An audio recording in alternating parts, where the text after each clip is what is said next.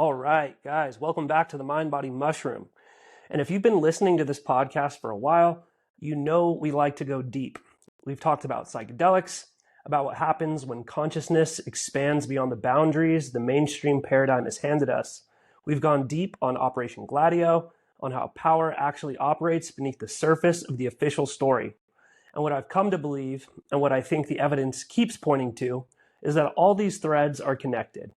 The suppression of consciousness exploration, the hidden history of power, the spirit world that indigenous traditions and ancient cultures never questioned, these aren't separate rabbit holes. And speaking of rabbits, today we're opening the aperture a little bit wider because there are researchers, thinkers, and truth seekers who have been living in that space, mapping the terrain where ancient mysteries, secret orders, and the supernatural all intersect. And it would be a disservice to our audience not to bring those voices in. My guest today is one of those people. Joel Thomas is a singer-songwriter out of Cincinnati, Ohio, and the host of the Free the Rabbits podcast, a weekly podcast produced by Merkle Media that goes deep on conspiracy, ancient mysteries, and the forces shaping reality that most people are too comfortable to look at.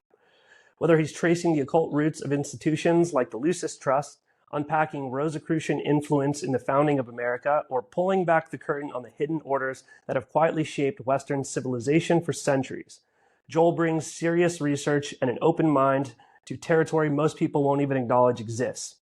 He's exactly the kind of thinker who belongs in this conversation. And the topics we're diving into today is one that sits at the exact center of everything we just talked about. The hidden threads connecting power, the occult, and a suppressed history that goes back centuries. We're talking about Rennes-le-Château. For those who don't know, it's a small village in the south of France that became ground zero for one of the most layered mysteries in modern history. A 19th century priest who suddenly acquired impossible wealth, a church filled with strange and deliberately placed esoteric symbolism, and a web of connections that pull in everything from the divine feminine and Gnostic traditions to elite bloodlines, secret orders, and the questions of what the most powerful institutions have known and actively suppressed for a very long time. And what I want to make clear before we get into this is that this isn't ancient folklore with no bearing on the present. The forces, the bloodlines, the orders connected to this story didn't disappear. They evolved. And understanding where they came from may be one of the most important keys to understanding who is shaping the world we're living in right now. So Joel, welcome to the show. Hey, how you doing, Jordan? I'm doing really well. Thank you so much for joining me today. I've been loving your podcast. I discovered you through Isaac Weishaupt, who's a friend of mine through kind of podcasting and coffee and whatnot. And I heard the interview that you guys did, and that kind of got me into your podcast. And I think it's super cool that you producing your own music, you're using it for that. I mean, you're like a polymath entrepreneur, researcher, and it's just super cool. And so I was like, this dude, I like serious researchers that can bring an air of actual research and academic integrity to these topics that are just flooded with a bunch of crap. So I'm happy to have you here, and I can't wait to hear about your research into the topic and how it connects. Yeah, I agree with you on the sense of having some sort of, academic truthfulness to what you do too, right? Because one of the things that I sought out to do with my podcast, and sometimes it gets me into more trouble than not, but is challenging not only what's going on within what we call the mainstream, but also challenging what's going on within the truther community too, because I find that there's so much stuff that's flooded constantly. And the more that I do research, the more I find out that there are government operations that are built specifically to target the conspiratorial world. And the very first episode I did on my podcast was called The Cass Sunstein Effect, where I broke down Cass Sunstein and Adrian Vermeule's paper that they wrote in 2008, and it was presented in 2009 as a way to infiltrate the conspiratorial world by tearing it up from within. And if you don't know a lot about Cass Sunstein, he was a part Yeah. of the information sector of the Obama administration when Obama came in during that period of time. And really, Wow. the whole goal was so many people were questioning what was going on after 9/11, to the point that when they did a census in New York, that 51% of the people there believed that the United States had something to do with it. So they Wow. needed a way to start tearing down people's ability to critically think. Mm-hmm. And what, if you've noticed, since that period of time in 08, 09, conspiracies really took off. You saw massive ones like Flat Earth around 2012 really take off with a lot of different documentaries that came out. Mandela Effect was right around 09, 2010. That really took off. Tartaria wasn't far behind that. There are many, and even more so now, you've got some that are a conglomeration of all those all together. Now, I'm not here to tell you that there can't be truths in all of these different conspiracy theories, right? There's things that I can look at and say, yeah, those things don't make a lot of sense, at least from what the mainstream's trying to give us about some of these topics.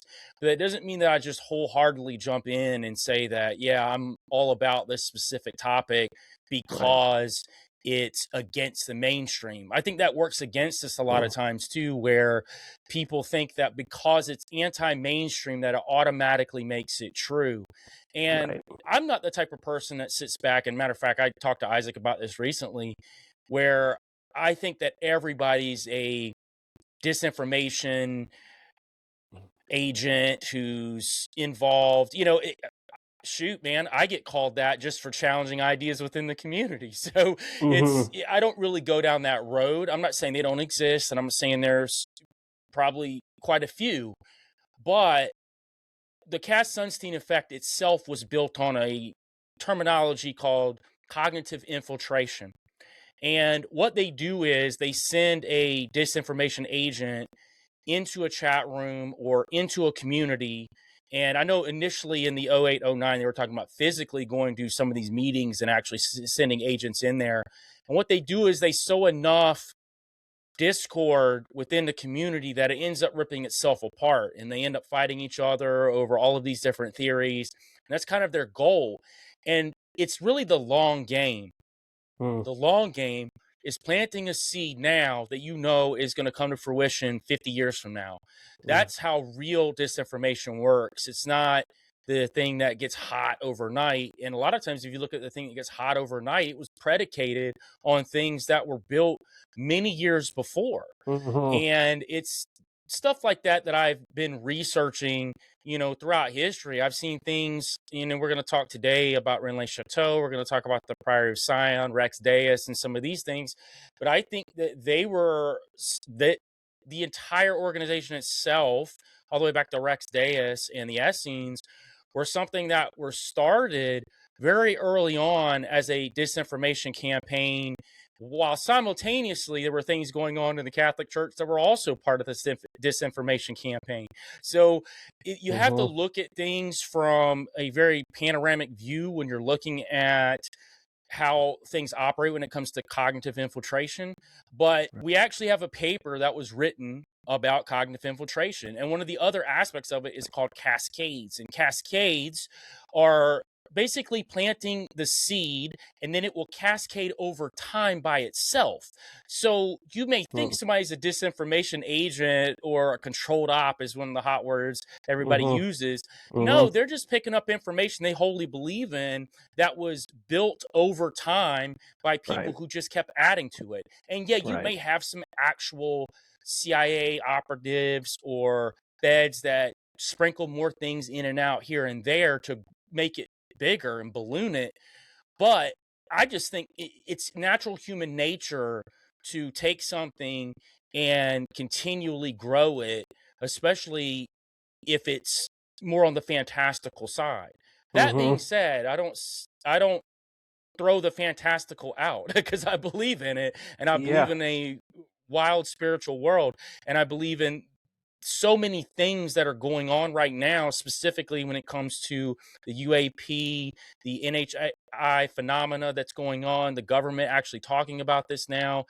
But I believe a lot of those things tie into a lot of what some of these early Gnostics and occultists were already talking about. They just refer to these things in a completely different manner, but they looked the same, they acted the same, and they were selling the same bag of lies. So to me, it's just looking at things that have happened in the past. And Isaac jokes that I like to spend a lot of time in the past. I do. I didn't even realize it till he said it. And I'm like, man, I do a whole lot of like historical research. And recently I've kind of jumped out and done some stuff on Epstein. And I talked about skin masks and skin suits and some things like that are applicable, that were talked about again centuries ago. They were doing it back then. Wow. So I think that that's kind of my thing. Is I love history, because when we look at that, you can see that a lot of the things that are going on right now were already happening back then, or being talked about in a different manner. But yeah, I think that's kind of where we're at, to your point of where truth is at. And it's tough sometimes as someone who tries to be genuine in this space, that you're met with more hostility a lot of times than you are with actual critical thinking, or people that are excited to listen to you. Because the thing is, people want something that's going to make them feel good and make them feel crazy. And yeah, sometimes you listen to my stuff, it's going to do that. It's just natural. We're talking about some wild stuff, but I do challenge a lot of things, because some things just don't make a lot of sense to me, especially when you're doing actual honest research and not confirmation bias predicated research. And I think that's what you see a lot of when people are trying to prove their point. And, I think it even goes to, I would look at the spiritual world and all that stuff. I have a way that I believe, and I have a reason for that, because I've been through a whole lot in my life, and I was in a secret society myself. Oh, no way. I've seen the other side of it. Yeah, so I came out of Freemasonry years ago. Oh, wow. And so I was in that environment to know what's true, what's not true, right? Yeah. You get in there and you realize that for the most part, it's just a bunch of guys that are kind of hanging out, that don't really care about the deeper meanings that it's built on, right? But then you meet people that are in there that are very knowledgeable, that have those types of understandings. And for me, it was all about achieving some level of money, power, and fame, because I was a musician. And to me, it was sexy to see the Jay-Z's of the world and the Kanyes and those guys kind of getting what they wanted, and you knew what they were involved with. So it was one of those things where I was back then, that was years ago, 15 now, I think about it, 15, 20. And I look at that period of my life where, selling your soul doesn't sound that bad. And honestly, what is selling your soul? Because you look at it from the aspect of what you're told to sell, right? It could be anything. I've had interactions with entities in those periods of time where, I look back on it like, man, I was in a dark place, but I wanted to be there because I was trying to achieve some level of, on the exterior, money, power, and fame. But I would say on the esoteric level, it was knowledge. And I look back on that now, and I really was attracted to the knowledge that I could possibly get. Now, I believe that God threw a wrench in my plans to where I had a choice to make. I was kind of at a crossroads where it was either go down this road and you can achieve the things that you want to achieve, but you're going to lose your kids. You're going to lose everything else. That was the sacrifice I think that was set up for me, was that choice. And I know my parents had instilled a lot of morals and values in me growing up as a kid. So for me, it was, I can't do that. And I'm not saying that I came back to God right away, because that was years later, but I was moving in a more positive direction because of that choice. And, I stepped away from Freemasonry, and I just stepped away from a lot of things that I knew was harmful for me. And as I started moving towards this positive direction, 2020 happens. And so a lot of crazy things start happening around 2020. A lot of people start waking up. Me, I'm kind of joking on the inside because I've been a part of the conspiratorial world since I was a kid. I've got two Mm-hmm. books right now. One of them's about Bigfoot and one of them's about portals that I was reading at like 5, 6 years old. So my parents were very open to Yeah. me exploring that, and they were also big critical thinkers themselves. So they Mm. always challenged us to always critically think about what's going on around us in the world. I remember watching documentaries about the Bermuda Triangle and UFOs when I was 7, 8 years old. So for me, my mind was already there Yeah. in the sense of I knew what was going on. And then I ended up meeting Tony Merkel from the Confessionals and Merkel Media. And that was because I was doing music and he loved the music I was doing. We ended up connecting.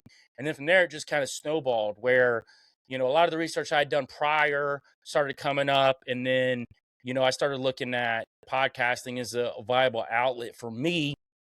And I just needed to figure out how I wanted to do it. And one of the things I told Tony was, free the rabbits.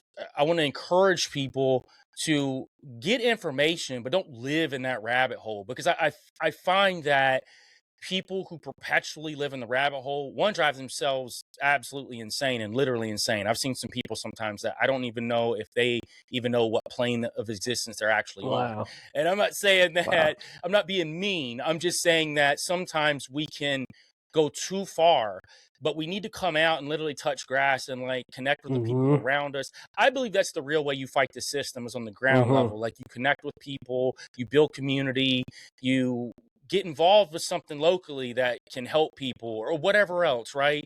That's something I challenged myself to do several years ago, was to get out in the community and find ways to help others, because one, it gives you a sense of fulfillment, and also you're also building that thing they don't want us to build, because they want us in isolation. They want us to feel alone. So that was a couple of things that drove me to do what I'm doing. And then I just, started really expounding on a lot of research that I've done in the past and research that I continue to do. And I've met some great people along the way. I connected with Isaac several years ago. He's a part of a huge docu-series I have coming out this year, Oh, which is going to sick. be awesome. It's Can't wait. it's a compilation of research that I've done for almost 3 years now. We traveled to 4 different locations, and it's called Crowley's Melonheads, Children of the Beast. So it's a connection between Aleister Crowley and these cryptids that are found here in the U.S. So it's a really weird connection that I found. But I traveled all over the place. I ended up going to Salt Lake and working with Isaac there. And we ended up becoming really tight. And we've actually got a new podcast that we've got coming out now that drops this Thursday, Oh, hell called yeah. Isaac and Joel's Quarter Quell. And we'll be dropping that every quarter. So we're going to do like a deep dive on a specific subject, and Cool. we'll drop that out every 3 months. But yeah, I have found a lot of fulfillment in what I do, but at the same time, I do try to keep a very level head with this stuff too. Right. And I know it's not always sexy in this community, but I think it's the right thing to do. And I've had enough people reach out to me and say that it's helped them to not live in that perpetual state of madness where you always feel like that Mm-hmm. you've got no hope. And I think that's kind of the goal with what I'm trying to build, and pretty much with anything that I do, not just with the podcast or music or anything like that, but just in my daily life. I try to teach my kids that as well. So I'm, hoping that other people can see that and they'll also connect in a similar way. Yeah, no, that's awesome. And one, I can't wait to check out the stuff that you guys drop in the near future. And one thing that you said that kind of connects us to the topic for today was that sort of, in search of material wealth, influence, and power, and by means of sort of esoteric knowledge and truth. And that kind of gets us to the mystery of Rennes-le-Château. And so, do you mind, for the audience that may have not a background in, when we say Rennes-le-Château, like they kind of have no idea what we're talking about, do you want to kind of introduce what it is and sort of what this mystery was and how it kind of connects to what you were just talking about?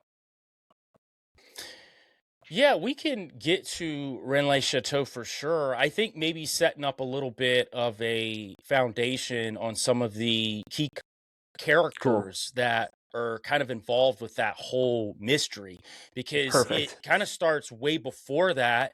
And I think it kind of really starts with a group called Rex Deus. And I think they're a very interesting group of people whose bloodlines seem to be intertwined with so many different people and royalty, and they're kind of at the center, right? You've got other groups that spawn out of it, like the Rosicrucians and Knights Templar, which we'll talk about, the Merovingians, which are a part of Yeah. all that, the Priory of Sion, which some people don't think exist.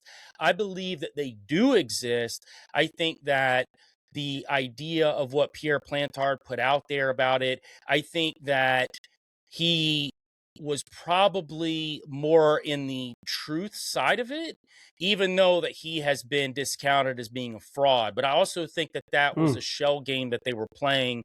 And we'll talk about that too, because that's very important, because the documents that he supposedly got a hold of were found at Rennes-le-Château. So there's a whole lot going on with Rennes-le-Château. But Rex Deus is really interesting because some people connect them to what is called the Desposini, which the Desposini is Greek for belonging to the Lord. So basically, they are said to be the family of Jesus, right? Now, this is an actual thing. The Desposini is in the Bible. It is talked about. Matthew 13:55 actually talks about James, Joseph, Simon, and Judas, who were the brothers of Christ. So we do know that, at least historically, that they existed, right? We know that even biblically that they existed. But where it kind of tails off into something a little bit different is where Rex Deus comes in. Now, it's translated to King God or God King.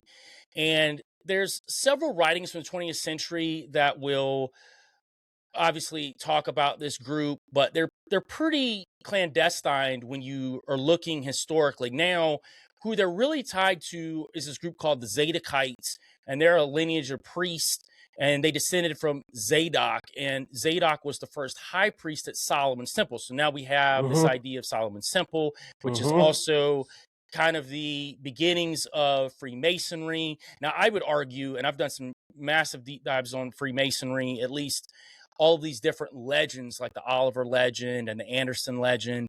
And I would argue that the tenets of Freemasonry started long before that, even long before the deluge that would tie all the way back to Cain and his first son, Enoch. Not the Enoch that we know from the book of Enoch, but a different Enoch, which some people call the evil Enoch. He was on a different bloodline side. And this is kind of where we get this idea of the first Sacred Society, which is the Brotherhood of the Snake, which is really the precursor to Freemasonry. So everything that Cain built, he was a builder, because when he killed Abel, he was a farmer at that point.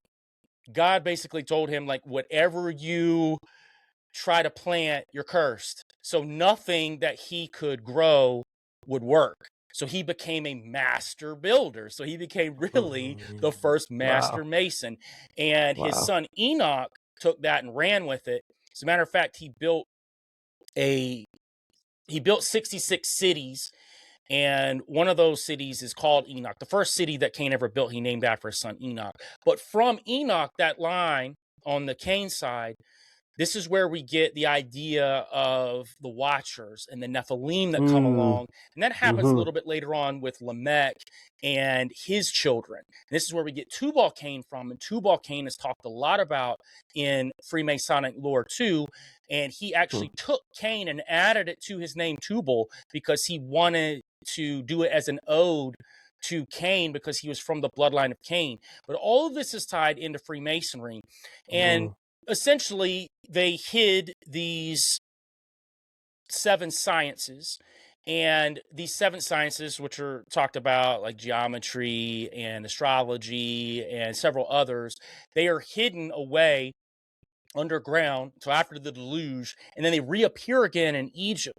So this trickles down all the way from Egypt and then moves into the more modernized form of Freemasonry, which was helped facilitated by Sir Francis Bacon and John Dee around the time they were bringing Rosicrucianism into the forefront as well. Now, all of these different societies that I'm talking about is going to have everything to do with what we're talking about today, because when we Right. talk about the precursors to even Rosicrucianism, all that has to do with the Order of the Rosy Cross and the Priory of Sion, which a lot of these orders were kind of the pre to what Rosicrucianism was around the 1500s. So it's very interesting. And again, we're looking at Rex Deus, and they're like the earliest part of this mystery. Now, this is where it gets pretty sick in a way, and it also connects directly. You were texting me the other day about how things connect directly to things that are going on now. Yeah, and I would you have my little hamster wheel spinning, and so this is, go ahead. But yes, this is, so I already see the through line here. So Rex Deus, they were allegedly a priesthood. Now, they said they came from the Zeta line that we talked about, the 24 high priests of the Temple of Solomon. And they took these names from Jewish mythology.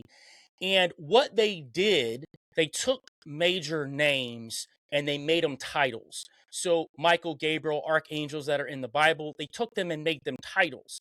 Now, they would pass these titles down through the generations. Melchizedek was another one, but it gets a little bit sicker. So the priesthood took and operated 2 boarding schools in the temple complex, one for boys and one for girls.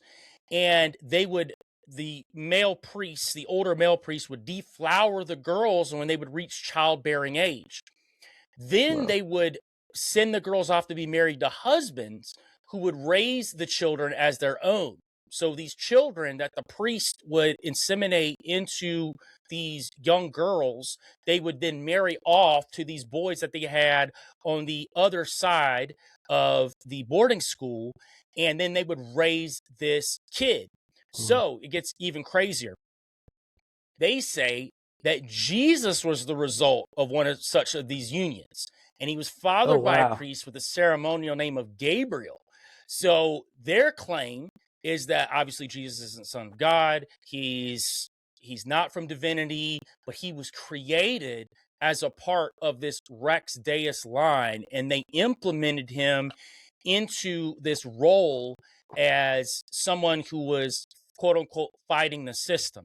And now, depending on, obviously, they do believe in spiritualism, and I would dare say they go along more with the Christ consciousness line of thinking, that when Christ was with John the Baptist, that when John the Baptist had him in the water and baptized him, that the Holy Spirit, Sophia, which they consider to be the Holy Spirit, Sophia came, and because she is twins with the Christ, which is in Gnostic lore one of the emanations of the monad, that the Christ imbued himself into Jesus. And at that point, that was why Jesus was be able to perform all these miracles and do all these things, because he had a divine presence within him.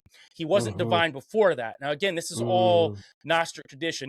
And again, Gnosticism is such a massive umbrella. There's so many different sects and cults that are involved with it. And to be honest with you, they all have a little bit of varying ideas of what they think all of this is. But that's kind of more of a generalization, but it does tie into this idea. So, but again, Rex Deus has got this whole other concept of how that Jesus was even brought to the forefront.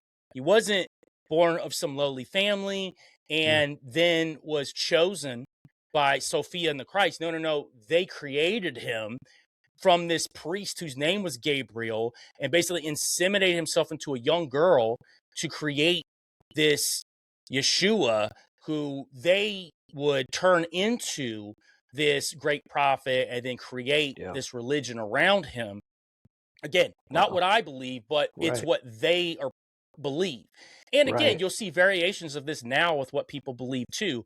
But I think it's interesting because Rex Deus is just such a hidden society, but yet it consistently pops up when you're looking at many of these other groups. The Essenes is a big one because the Essenes were a part of the Jewish society, and they were around the Second Temple period, and this is like 2nd century AD. Around this time, they start popping up, and they were a mystic Jewish community, and the Essenes are said to have seceded from the Zadokite priest. And I'm sorry, let me rephrase that. This was BC, not AD. They started before Jesus. The idea was that Jesus came from them in Rex Deus. So they come from that. Got you. So he was considered to be an Essene because what they say is, and it's not true historically when we look at it, they say that James, the brother of Jesus, was also an Essene, and part of their whole idea was that when Jesus died, he didn't actually die. They removed him with Joseph from Arimathea from the cross, and they hid him. Then he married Mary Magdalene. Then they had 2 children. Mary Magdalene runs off to France with one of the children. And then Joseph of Arimathea takes the other child, which would now be considered the UK. And this is where these Davidic, Yeshuic bloodlines come from. And that's why all of these groups that are even in power now feel like that they have this power over everyone else because they have this royal bloodline within them. Now, by the time I get to the end of this, when we get to the Rennes-le-Château part and I talk about the Priory of Sion, I'll suggest what I think these bloodlines actually are. And I think the Yeshuic bloodlines are a front for what they are actually hiding, specifically if we're looking at the bloodlines of Cain, and then it trickles down into the Watchers and the Nephilim and some of that. But yeah, this is kind of, we're looking at kind of like the early lore of what this is all built on, because Rennes-le-Château is a big piece of this because of this Rex Deus idea, and obviously the Templars, which I'm going to talk about here in a second. Right. And if I can just connect a couple dots maybe for the audience who aren't as deep in this, but you hearing a lot about this contested space right now in the war happening in the Middle East.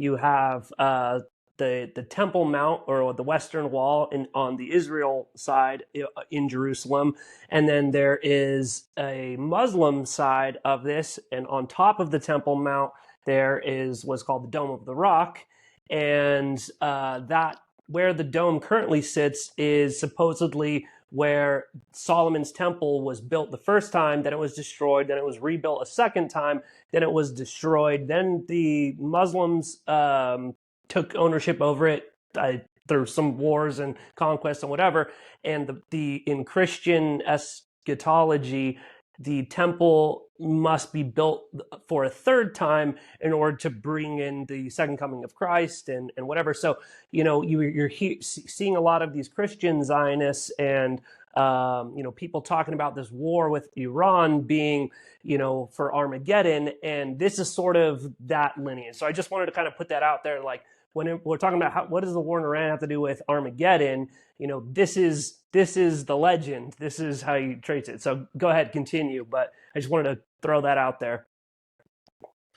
Yeah, and just to kind of like speak to that too, one of the things that, I look into a lot is eschatology, right? I am a Christian, so like I look at a lot of different eschatological ideas, right? I got friends that have multiple different eschatological ideas that are out there. I do lend to what you just said. However, I think some people get Christian Zionism and then like Christianity, and they mix the two and think they're the same, and they're absolutely not. And I think that that's one of the tough things when you're talking to somebody, and especially if they're knowledgeable about a lot of things, and you're trying to explain to them how you feel, and before you know it, they're like, "Oh, you love Israel, you love," and it becomes this whole thing when it's not that I'm not and Isaac and I talked about this off air a couple of days ago, but I'm not a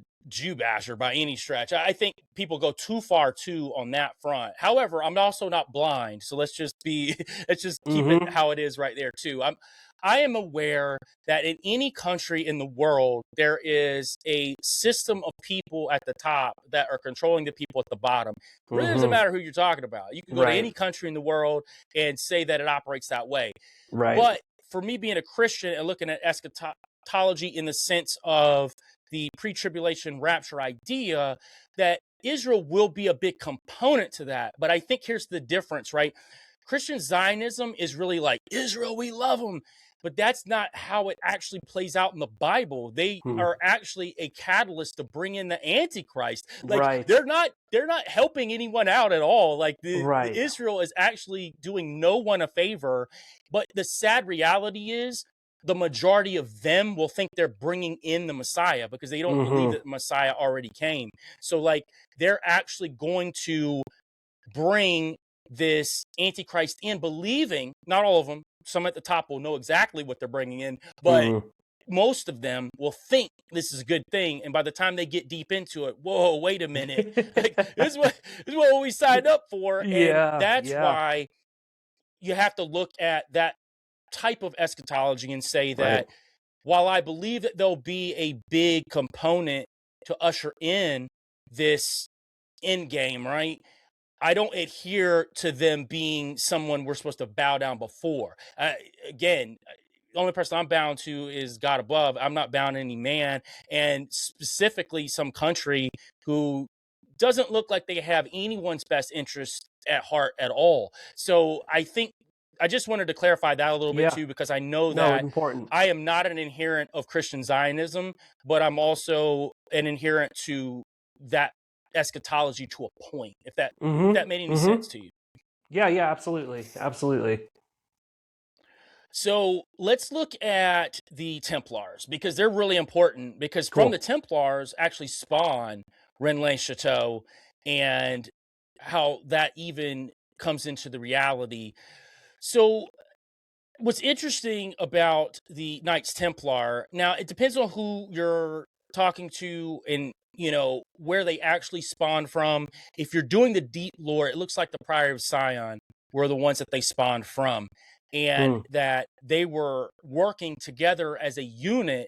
And then, and we'll talk about this here in a minute, and there's a lot of esoteric lore around this, but they end up having a split because they didn't agree on how things should be done. And a lot of it had to do with the fact that the Templars were greedy and they were looking for more and more power. And even with guys that are in power, you get that much power, then the other guys in power will find a way to get you out. And that's kind of what ended up happening with them.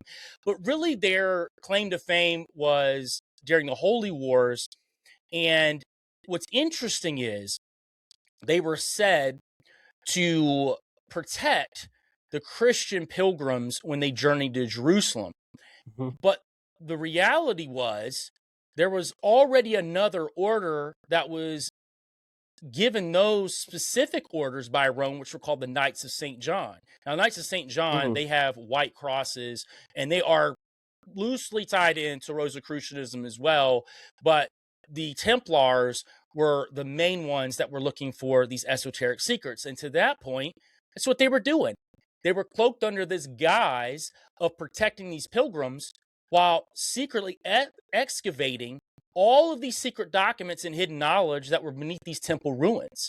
So their whole purpose, and again, this is with the backing of the Priory of Sion, the backing of Rome, and they were there to excavate the secrets. Now, a lot of these secrets were what we consider the bloodlines of Jesus and the Essene bloodlines.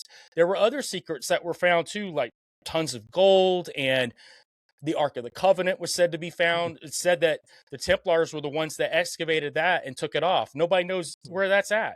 Nobody has a clue since the second temple went down. No one has an idea. Now, obviously, there's stories of, the Ethiopians having it and different people. But from what all indications, it looks like the Templars came and got it and took it. It was even said they took the head of John the Baptist while they were there as well. I was going to ask you about that.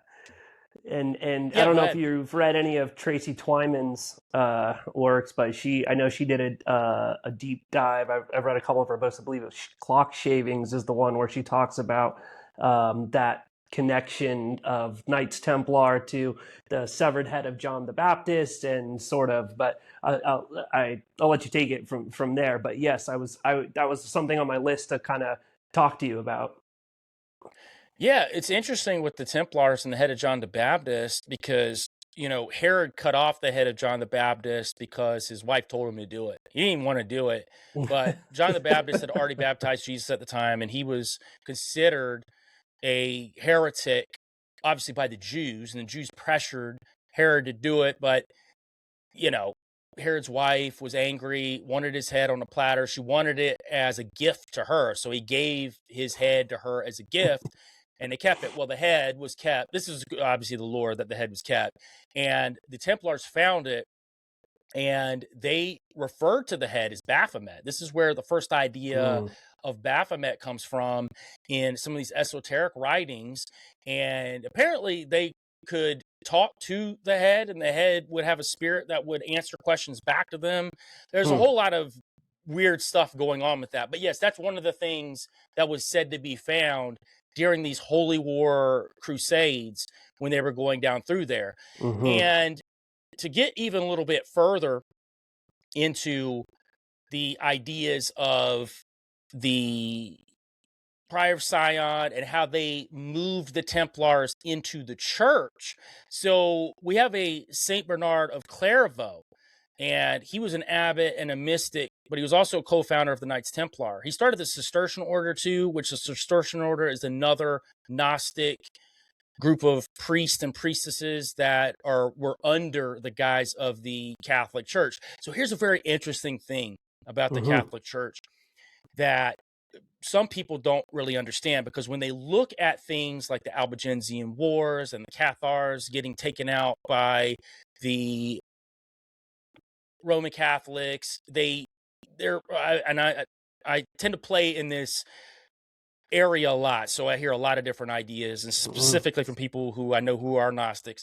That's kind of their big calling card, that Christianity's evil, that the Gnostic Christianity is the right way, because look, they were getting wiped out, they were getting taken out by the Roman Catholics. Well, what you don't understand is the Gnostics were infiltrated within the Roman Catholic Church at the same time.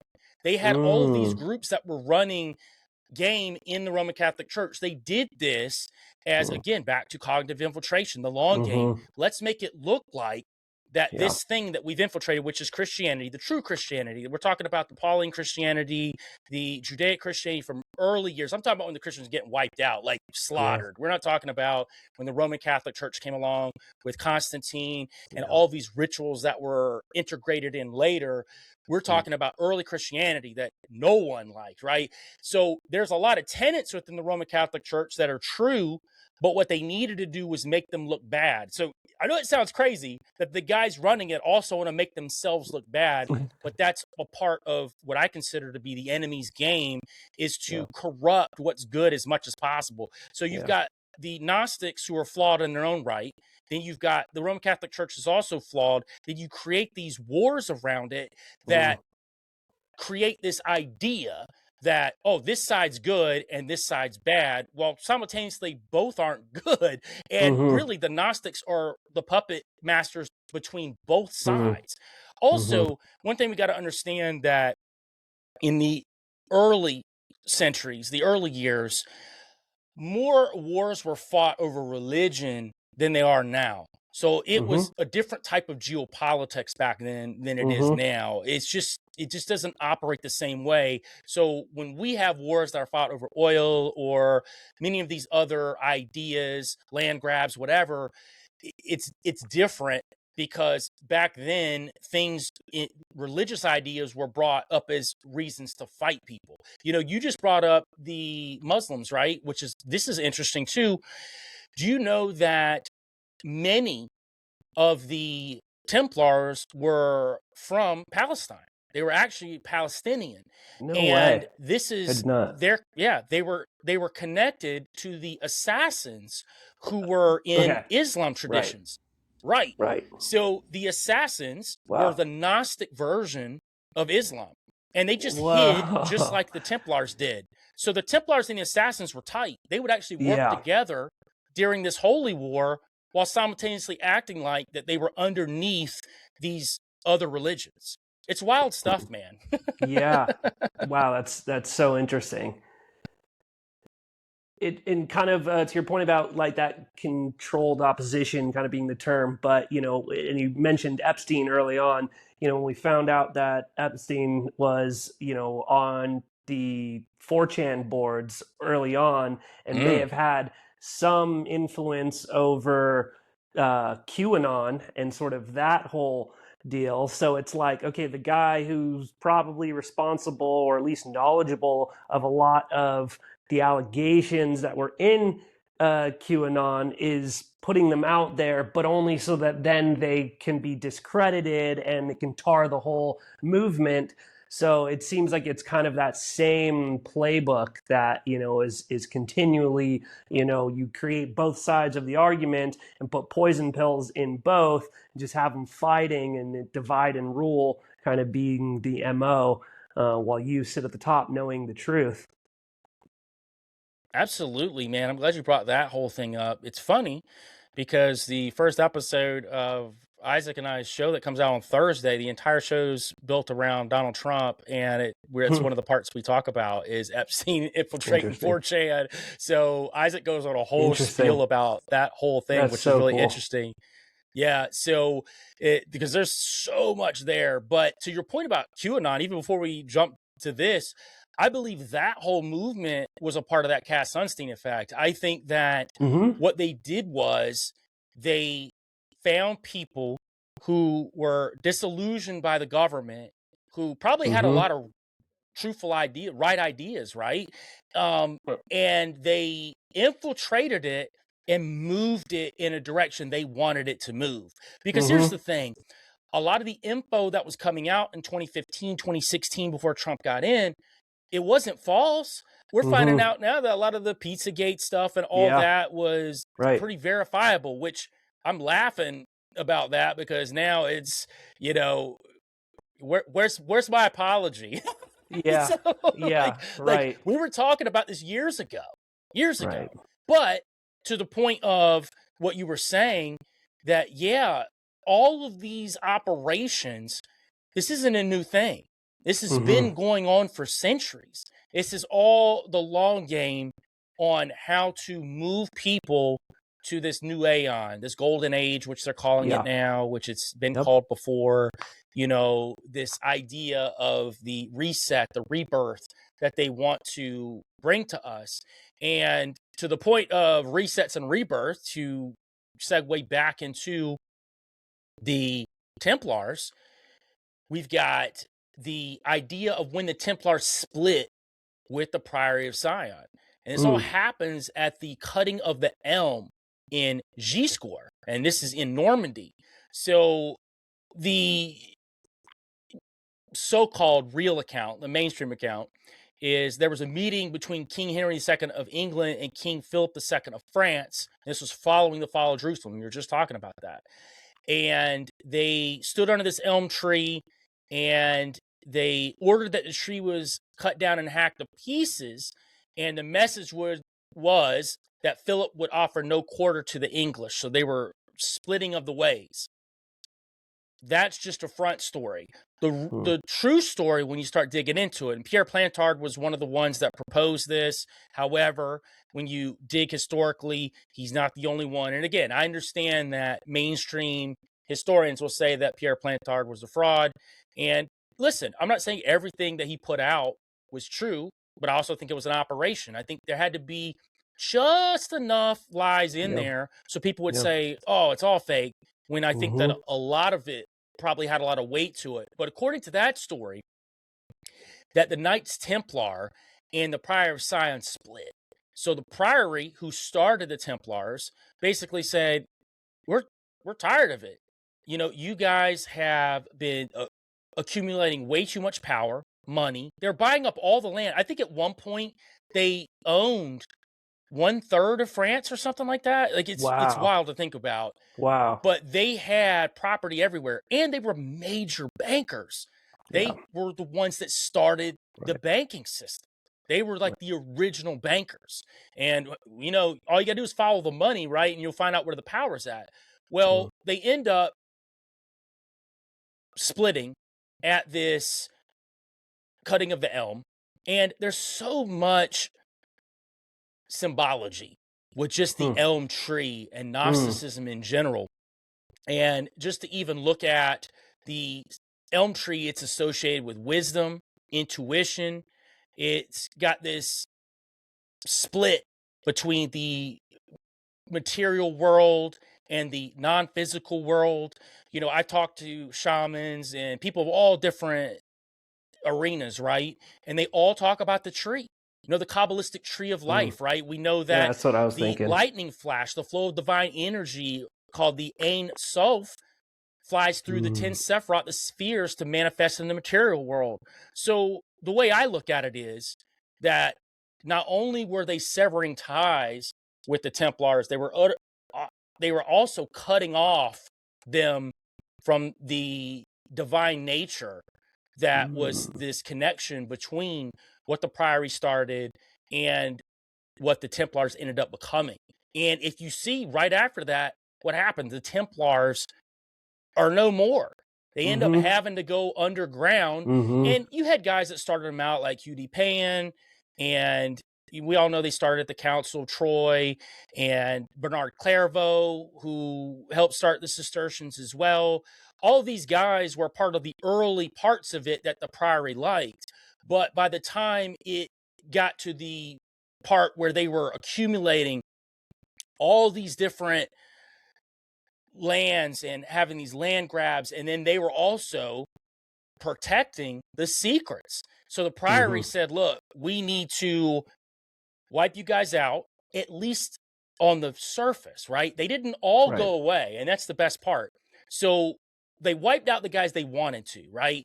But there were guys that went underground.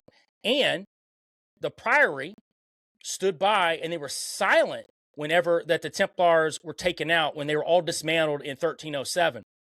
So what ends up happening, though, is that the Templars are brought back together in secret. And this happens with the Sinclairs. I don't know if you're familiar with like the Sinclair family, or Saint Clairs, which they were called in France, but then the Sinclairs, which come along, and they were really big in Scotland.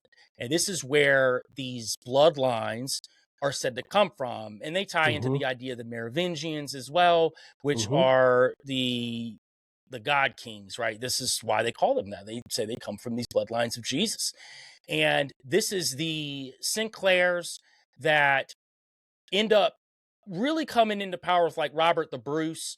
And what's really interesting about Robert the Bruce, this will tell you how powerful these families were. And you know how powerful the church was during that time, the Catholic Church. Bruce murders his rival to the throne inside of a Catholic church.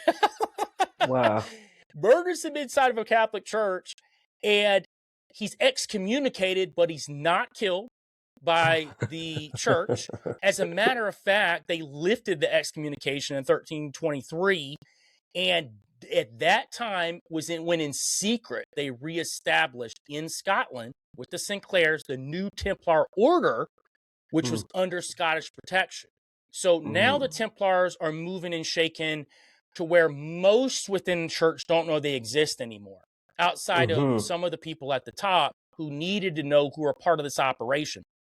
Now, Robert's descendant, it is interesting, and Robert's descendant, Jane Bruce, claimed that he was the descendant of, guess who? The Essenes, who were part of the originating cult of Rex Deus. So they were already making these claims that they were part of this bloodline. Well, it trickles down even further to some of these Freemasonic masters who come out of Scotland, and one of those guys is William Sinclair of Roslyn. So he comes in, and he's the first Grand Master of the Grand Lodge of Scotland, and he builds what is called the Roslyn Chapel. And Roslyn Chapel, man, you talk about some wild stuff coming out of there. And this is another place that is said to house all of these very interesting items that tie into these hidden bloodlines.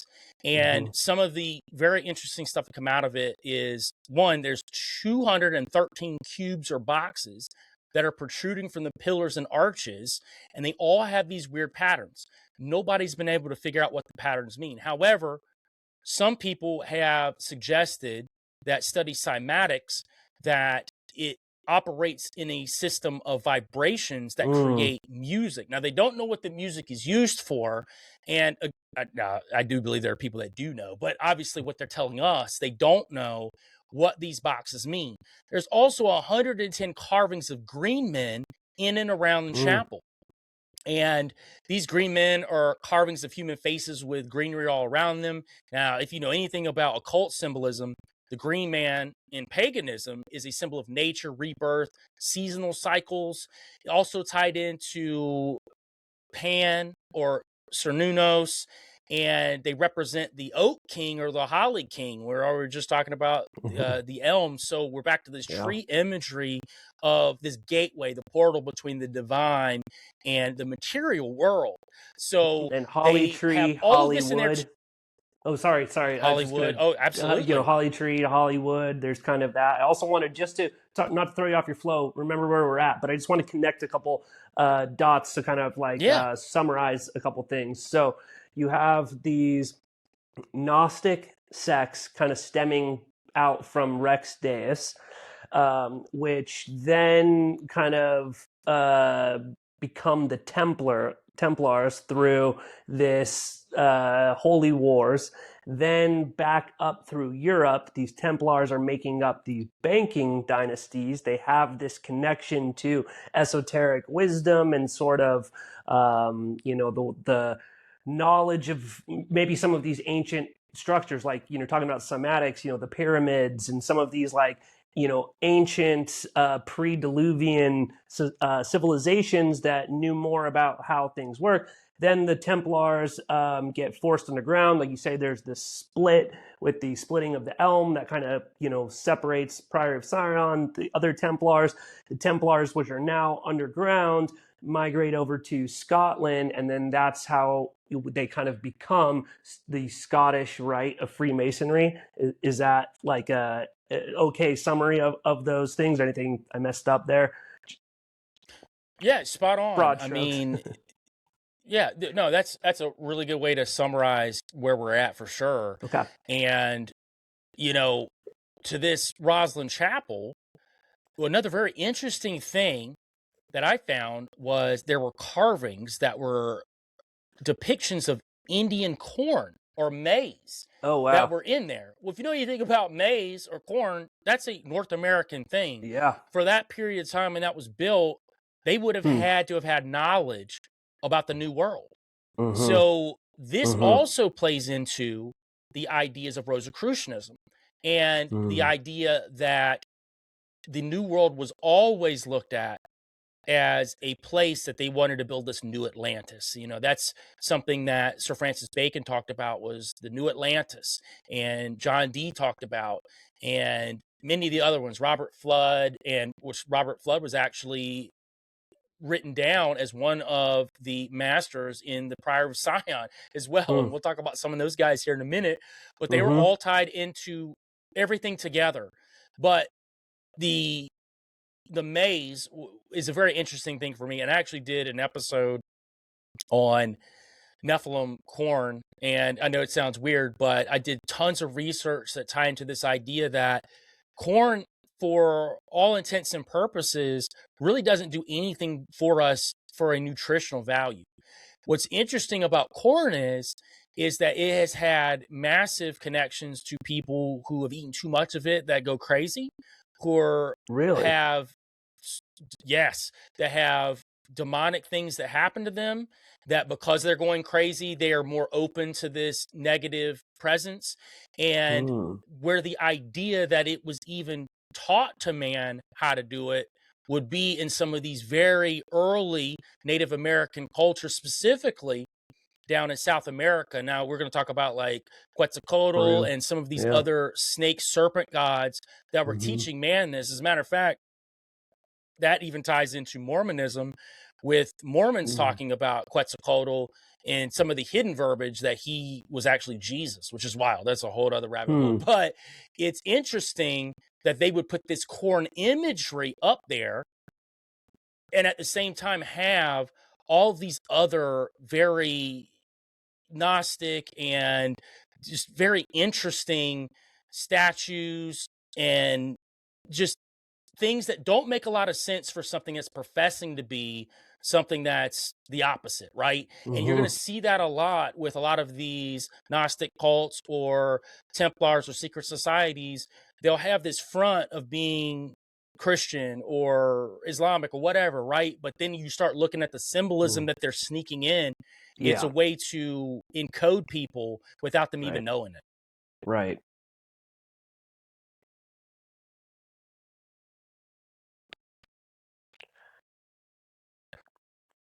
Do you want to, is there a spot you want to pick up from, or do you want me to? I didn't know if you had anything to ask or not. I was just giving you a little bit. That's great. I guess. Okay, so where are we now? We're in Rosslyn Chapel. That was sort of like where the last kind of piece. And just an aside, but I think it's kind of interesting is, we the connection between France and sort of like the French nobility and these like French bloodlines and the Middle East, because, in 2026, those seem like, vastly different civilizations, cultures, like really have nothing to do with each other. But there really is this connection between, Solomon's temple and French nobility that kind of is a through line behind some of this stuff. So just an aside, but so we're at Roslyn's Chapel. If you want to pick up from there and kind of connect us to maybe moving into, let's see how much time we got, about another hour, moving into Rennes-le-Château and sort of what's going on there. Yeah, and you brought up France and why that the French nobility would have, a certain way that they think.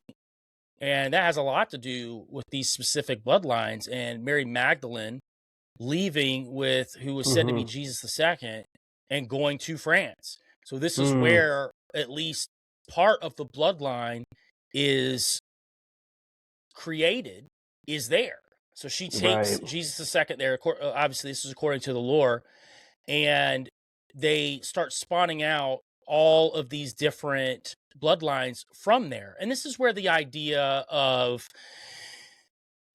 the Holy Grail comes from, right? Yeah, I was about to mention Holy Blood, Holy Grail, kind of that book. It's somewhat referenced, I guess, a little bit in Dan Brown's The Da Vinci Code, but this search for the Holy Grail, which is like the Arthurian mystery, is an English thing, but connecting it to what you were just saying, this kind of Merovingian bloodline, it's really the Holy Grail is the cup that holds the holy blood of the Christ lineage, and that connects you to France.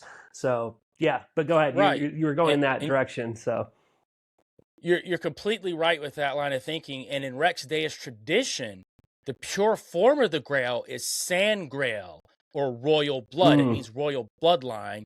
And that is the meaning of that. And the cup is actually a representation of the cliff V, or the chalice, or the woman, right? That's the representation of Mary Magdalene. So the V is obviously representation of the woman's parts. And then you also have the phallus, which is the man's, but the V, this is the representation of her. She is the chalice that carried the bloodline. And the blood is also considered to be connected to the Merovingians as the nectar of supreme excellence. So, and that is from the Mesopotamian word Graal, Graal. So that is the connection to Sangreal. And this is where we get that idea of that bloodline. Now, you were talking about this connection to the Arthurian legend. I'm glad you brought that up because it's very interesting. So, and this will get us to Rennes-le-Château. So, a lot of these fictionalized tales and fictionalized legends were actually hidden blinds or occult blinds for the Holy Grail, the bloodlines of Jesus. The Arthurian legends, which depending on who you're talking to, that King Arthur was actually alive and he was operating actually in North America for a bit too, which is a whole other rabbit hole. But yeah, but he's also said to be of the bloodline too. But there are several different stories that are considered to be bloodline tales of Jesus. Hunchback of Notre Dame's considered that. Mozart's Magic Flute is also tied into that. Most of Shakespearean tales are, which we can go down a massive rabbit hole in who Shakespeare actually was, because Sir Francis Bacon and several others seem to be the real writers, because when you look at historically, Shakespeare himself was illiterate. He couldn't even write. They just picked a guy to be the front man that they would write all of these plays for.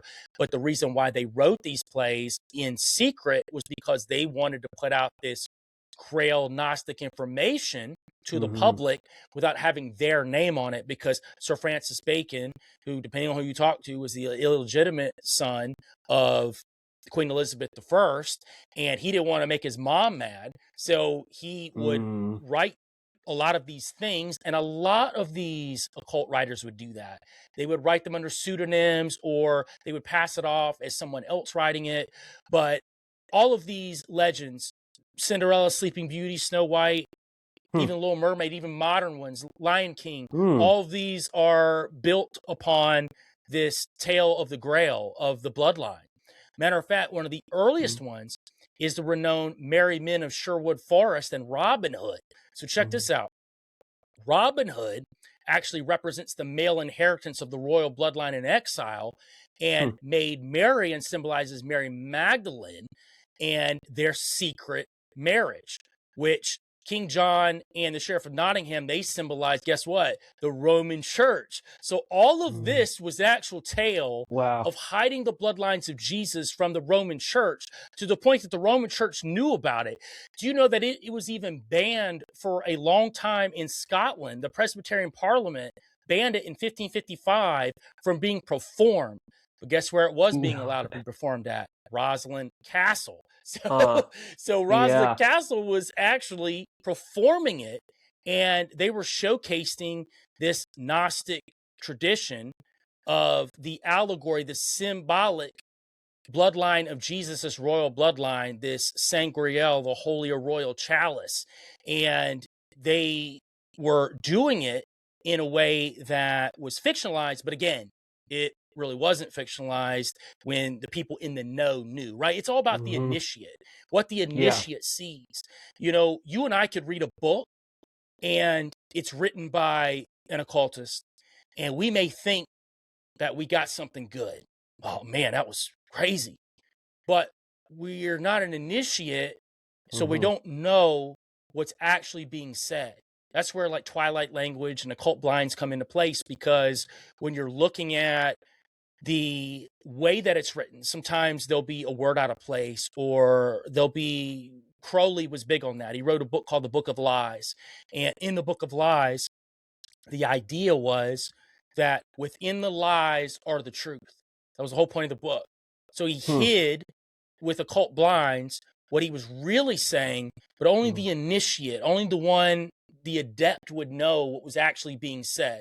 Like he had a whole chapter on how to succeed. It meant suck seed, that you had to literally suck the seed from a man to then be able to achieve this level of ascension. Right. But you wouldn't know it if you were just the average person picking up the book. You're like, what does that even mean? And Crowley was really big about saying some of the most vulgar, nasty things to push away the average person from reading what he was saying. He was doing, it was a method. It was a method to doing that, because he knew that the initiate would see that and see what was really being said in the different layers that were there. And that happens in every single sector. And we're just talking about Robin Hood being that. That's exactly what Robin Hood was. Robin Hood was a tale. It was a Grail tale. It was one of the tales of the Grail. Totally. And that kind of connects to like Isaac's work, you know, and others that, you know, kind of, you know, I don't know if you ever listened to Psyop Cinema, but those guys are great. But it's similar concept in that, like, okay, so you watch a movie, you know, or like a Kubrick movie, and it has this exoteric meaning, which is basically just the plot. And then there's sort of like this subtext that if you kind of have this esoteric knowledge, you're like, oh, you know, this is this, and this means this, and this is an you know, an allegory of this or whatever. And then even beneath that, I feel like there is, you know, there's like the hidden text for one level of initiate, and then you can go deeper and probably deeper and deeper. But each thing, and you're like, well, why would they encode this stuff, you know, in there? Is it just kind of like a tee-hee, or is it predictive programming, or like what is the real purpose? And I don't know that I have an answer, but I definitely think that it's some form of communication to the initiates, those in the know. And, you know, depending on your grade and how deep in that knowledge that you've gone, some things are going to fly right over your head, you know? Absolutely. And you brought up a really good point there about different layers and levels. So Nostradamus is a really good Mm, point to make because he would come out with all of these different prophecies. And people will look at those on the surface level and say, oh, he's mm-hmm, making a prophecy about this happening and this is going to happen here or this didn't happen. But that's not actually the case. These were all mm, occult blinds that only the initiate was able to really understand the true depth of what he was talking about. He wasn't really mm, talking about prophecies. What he was right. doing was he was expounding esoteric knowledge to the initiate. And to your point, different levels of initiation. But the true initiate knows one thing: there is no ritual of initiation. You Mm, initiate yourself. So the initiation is you being able to tap into the divine spark and be able to mm, see beyond the veil with your practices. You know, Crowley talked right. about this a lot. We know Jack Parsons talked about this a lot. We know that Helena Blavatsky talked about this a lot. I mean, she went off to India and learned under Mm-hmm, these quote unquote Mahatmas out there, which were talked about as the secret chiefs and the mm-hmm, Golden Dawn and many other names, right? But this is what these occultists talk about and their practices. It's all mm, about initiating yourself. And once you can start initiating yourself, then you start working your way up and then you start seeing the different, like they say, the mm. scales fall off your eyes over and over again. It's like you're seeing Interesting. deeper and deeper and deeper. Albeit, I say the deeper you go, probably you're going to start running into some pretty nefarious things at the bottom of that, which Mm, typically happens with these guys. They always yeah, have some like spiraling out that right. happens. And you look at guys like John D. and Yeah, I was gonna Crowley, say I mean, they John were D. Crowley. destitute. Yeah, Yeah, destitute. They had nothing in the end. You know, right. like Crowley's last words were essentially that you know, I wasn't supposed to go out this way. There's a demon here. You know, like that's Wow. where they were left with. It was like all Right. this alchemical knowledge that they're seeking, but in the end, it left them with nothing. And Right. that's something that you will see typically with these guys. They obtain all of this, you know, supposed esoteric knowledge, but they're not left with a whole lot in the end. Outside of maybe a legacy, some of them leave and they pass it on to their bloodlines or their Mm-hmm. kids who pass it on, you know, down Mm, the way. And maybe that is part of the game, right? Maybe that mm, is to pass it on to the one who can achieve mm. what you've wanted to achieve all along. They always want to bring apart or bring about this new aeon. Like, you know, Yeah. Crowley wanted to bring the aeon of Horus, which also Jack Parsons picked up, and some could argue that it did happen. You know, it just didn't Mm-hmm. happen on a scale that we might see. This would be something that only the initiate would see. But I think they all want to be the one, right? They all want to Mm-hmm. be the one to bring the Antichrist here, but Mm-hmm. Yeah, they John D. also Same deal. know, yeah, same deal, same deal. And I think they all want to be the one, but they also know that whatever they're studying now, they need to impart to the next generation because more than likely they won't be the one. And they need to be Mm-hmm. able, but they also have to do it using occult blinds and encoding. So just the average person doesn't know what they're talking about because they're also worried about, you know, being thwarted too. So there's a whole nother aspect to it. Yeah. Yeah. Now, what is the connection, I guess? So we've kind of traced this to the Freemasons and Knights Templar and sort of this holy bloodline. And we talked about Rosalind Chapel. So if you go online and just, type Rennes-le-Château and kind of start hearing, Hmm. reading stuff or watching videos, it kind of jumps off right into like, so there's this guy, Catholic, priest, and he's in this thing, and all of a sudden he gets rich, and that's kind of where it starts. So what is the Hmm. connection between this foundation that we've just created to Rennes-le-Château specifically? So in the 1890s, there was a guy, and he was Francois Saunière, or Father Saunière, and he supposedly discovers these Cathar documents, and they are consecrated to Mary Magdalene in the Visigoth ruins, and they are encoded Priory of Sion secrets, and they contain two genealogies, and they chronicle the survival to the Merovingian bloodlines. Mm. And after he finds these, and again, we're looking at the esoteric idea, because I'm also going to bring up another idea too that the mainstream talk about where he got his money from, actually, which I think there could be some validity to, but Mm-hmm. even that has some shadiness to it that Yeah. doesn't make a lot of sense to me. Right. So he becomes super wealthy, and he builds his Tower of Magdalene. He actually erects a statue of Asmodeus, and who is the demon custodian of secrets and guardians of hidden treasures.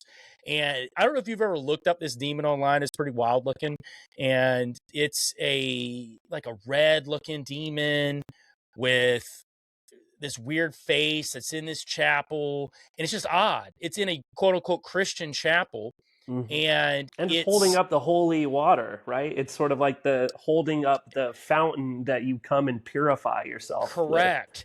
What's Hmm. also interesting, though, that outside there is a stone monument that's called the Devil's Armchair. And it said Mm. that if you take Asmodeus and move it out there, it will sit on that. So it was actually built for it. I think they maybe were supposedly together as a part of this. But a part of these, part of just outside of all of the weird stuff, you also have these documents that come out. They're called the Dossier secrets. Now, supposedly, he finds this hidden genealogies of Jesus, track all the way back to the Merovingians, and the church finds out. So to shut him up, Mm. they pay him all this money, Mm. and he stays at Okay. Rennes-le-Château. He builds this Tower of Magdalene, which is super wild too. Yeah. It's okay. Here's the Right. thing, right? Sure, he siphoned all this money off of people during mass, which I'll talk about in a second, and that's the mainstream way of looking at it. Why would he go do that? Why would he Yeah. make this tower called the Tower of Magdalene Uh-huh. if it wasn't for him finding something? And it's still, he has yet to say why he did it. He just built Yeah. this tower called Tower of Magdalene, which he would do all of his library. He built a library in there, and he did all of his studies in there. But that's also where it said that he kept the documents, the hidden Gotcha. documents that would showcase this hidden bloodline. So what's interesting too is not only was he said to have found, that's the big secret, right? The bloodlines. So if Right. the bloodlines actually existed, then the church would instantly come in. That's just part of this like deeper story, right? The church comes in. They don't want this to leak out because that would disrupt the divinity of Jesus, and they shut him up, and he hides the documents, and this treasure was supposedly consisted of 28 million gold pieces, which is even crazier. And he hid them all there, but it's also said it was all moved. And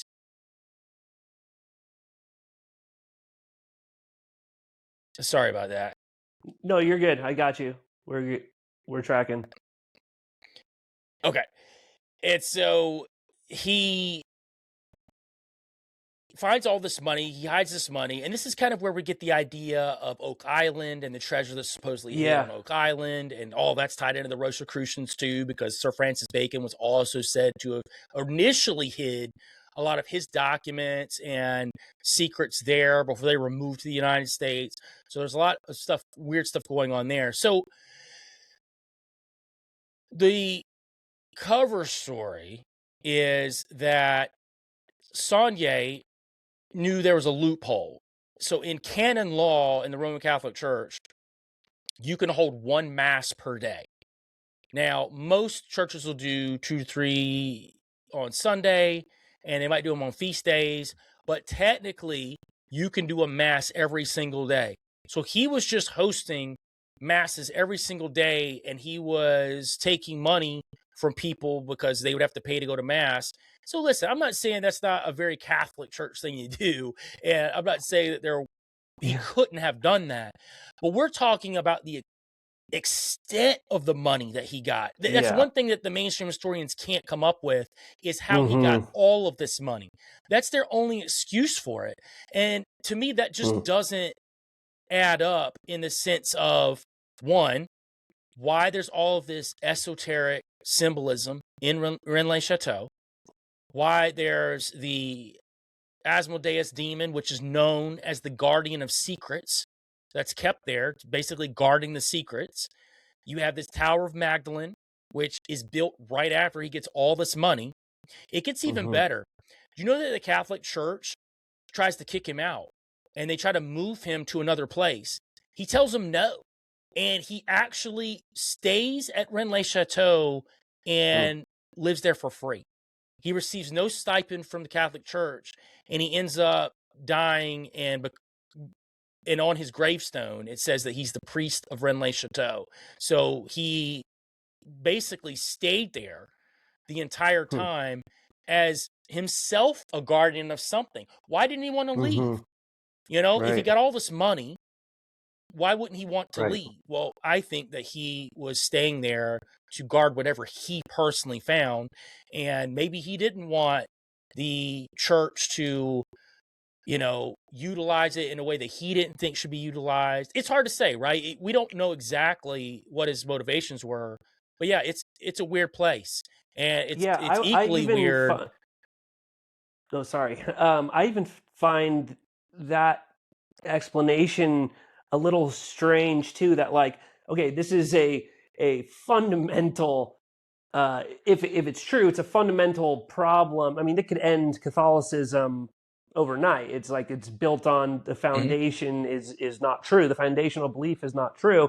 It's a pretty serious deal. You'd think if they really wanted to shut this guy up, they would just kill him or something. You know, you're going to like bribe him and then like hope that he doesn't, you know, do it. And now he's kind of like running circles around the church too. And they're like, you spoiled us again, you know, give him more money. You know, so there's that, you know, issue with it. And then in addition to that, the way I was sort of gathering, because just to put it in perspective, we're talking about 1890, like you said. So, I mean, this is, you know, the 20th century. We're Aleister Crowley has already been born. World War I is coming up in about 30 years. So we're not talking about like ancient, like medieval or Renaissance time frame. This is fairly contemporary. And so you're getting these people from Paris and, you know, who are ostensibly rich people. Do you know how many churches they could have passed to go to mass, you know, if they were doing that? So why are they coming all the way up to Rennes-le-Château? And I was sort of reading this as like, these are people from these occult societies, these secret societies, and there is some sort of connection. And like you said, maybe the real treasure that he was guarding was not known to the Catholic Church, you know, writ large or something like that. Or maybe there was like, you know, kind of, okay, I'll be quiet about this thing that you think that I know, but really there's something else going on. Yeah, absolutely. And, you know, my thought pattern has always been that the Bloodlines of Jesus is the kind of one of the first levels or second levels of the esoteric, right? It's the front game. And I'll explain why I think it's the front game, because it also ties back into eschatology like we were talking about before. So again, you're right. Why not just off him and take it? Totally. Why has the Catholic Church not tried to dispel the rumors? Well, because they're part of it. Like, at Right. the end of the day, they want this to look like a secret. They want it to Yeah. look like something So true. because they're going to use it later. Again, back to cognitive Interesting. infiltration. It's the long game. It's the long game. Yeah. And I think it's important because, and we're getting into the Priory of Sion now, because this is like a really interesting part of it, because this ties directly into Rennes-le-Château and these Les Dossier secrets. So these Les Dossier secrets, it was a 27-page document, and the document purported, and this was found in 1967, it purports and it represented a part of the history of the Priory of Sion. Now, obviously, mainstream says it's a forgery, that Pierre Plantard, who found it, they said he faked half of it, but the other half was historical. It's so weird. It's even muddled in the mainstream where they can't really tell you exactly what's going on. But it's tied into this genealogy of the Merovingian kings. So part of this diagram shows that Plantard was the descendant of the Merovingian king Dagobert II, which is important because he is a part of these bloodlines of Jesus too. So that would assume that Pierre Plantard was as well. Now listen, mainstream's got a great idea for this. Pierre Plantard just wanted notoriety, just wanted fame, and he wanted to create this fake secret society and basically say, hey, look, I'm one of the bloodline of Jesus. Look at me. It's so easy to throw out there and say that this is the answer. And most people will believe that. And listen, I think there are parts of the Dossier secrets that probably are false. I would say probably less than what is true, but I think there's enough in there to sow enough doubt. So the issue is that when he comes out, it lists who was a part of the Priory of Sion all the way back to 1188. So it starts with like Jean de Jesors, and it trickles down to Marie de Sinclair. We got Sinclairs in there. We've got Nicholas Flamel. He was a well-known alchemist. Leonardo da Vinci's in there, obviously. We know the Da Vinci Code. Robert Boyle, Robert Flood, who I talked about. Isaac Newton is one of them too. Charles Radcliffe. And it trickles all the way down to Pierre Plantard, who is the final. He's the final one, and he said he is the last Grand Master. So it gets even more interesting to where that Plantard ends up having to go before a court, and they start asking these questions. Is it true? Is it not true? He actually backs off the whole thing. He says that it was a fraud. But then after he admits in court that it's a fraud, he goes back to saying that he was telling the truth.